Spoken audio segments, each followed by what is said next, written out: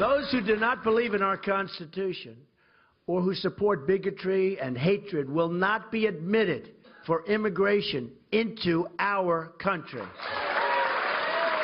To put these new procedures in place, we will have to temporarily suspend immigration from some of the most dangerous and volatile regions of the world that have a history of exporting terrorism. So there's Trump now saying that he, quote, wants extreme vetting for any immigrants entering the U.S. to ensure they truly believe in American values. And that's not all he said. I want to bring in former Arkansas Governor Mike Huckabee, former presidential candidate, now a Donald Trump supporter as well. And Governor, good morning to you, and thank you for your time.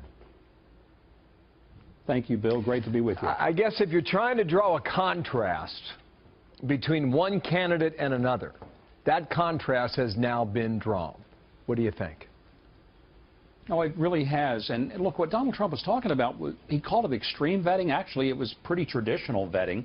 If somebody goes over to Ellis Island, not far from where you are, and takes a tour, what they're going to find out is that for a long time in this country, for most of our history, we didn't just say, open borders, come on in, we don't care who you are. We checked people for communicable diseases, and if they had one, we quarantined them and sent them back. If a person came and didn't have two references as to their moral character, they were sent back. Ellis Island was not a place where people just passed through like an open pipe like Hillary would have. It was a place where people were thoroughly screened. In fact, it would be called today extreme vetting, but there was nothing extreme about it. But Biden is saying people who come here want to be Americans. Biden's calling this dangerous. He calls it un-American.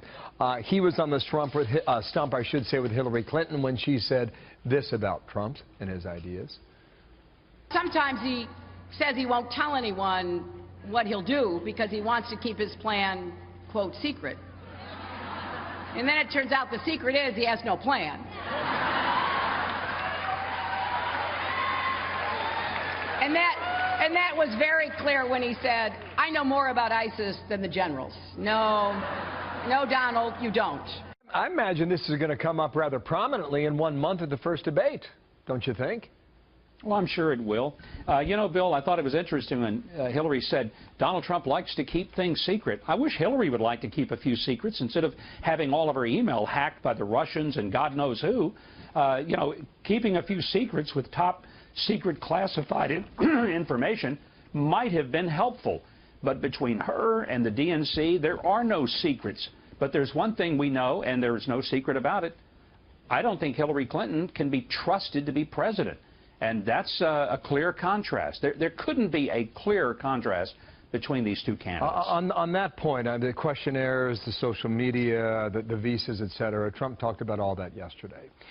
He also talked about her mental and physical stamina. And both Clinton and Trump are going after each other on the idea of temperament. What's that all about? Because I don't seem to think it was that prominent 4 years ago or 8 years ago or even 20 years ago. Why is it an issue now, Governor? Well, there was a lot of talk about John McCain back in 2008. I happened to be in that race as well. And especially when it got down to McCain and Obama, there were a lot of questions. You know, here's a 70-year-old man who's had cancer. Does he have the physical capacity to be president? So it's not really that uncommon. Ronald Reagan was questioned as to whether he was too old to be elected president, one of the greatest presidents we ever had. Look, I was with Trump a couple of days last week. I have no idea whether Hillary is physically capable of being president. I'm not a physician, haven't examined her. But I hung out with Donald Trump a few days. Let me tell you something. There are very few people who can keep up with the guy.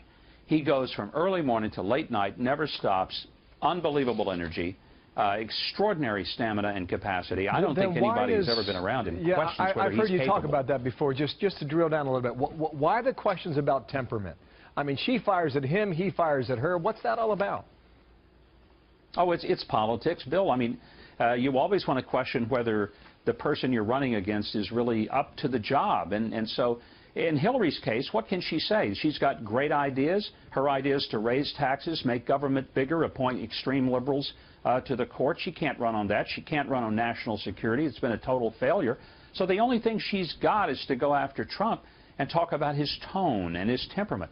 You know, I think when it gets down to it, by the time we get to November, people are going to be less concerned that Donald Trump has said some things that maybe were impolite than the fact that Hillary Clinton has done a lot of things that have made this country far more vulnerable than we've ever been before. Governor, thank you for your time. Hope you come on back, okay? We're out of time for now, and there's much to cover, as you know. Thank you, sir. Mike Huckabee there with us today from Satellite. You bet. Thanks.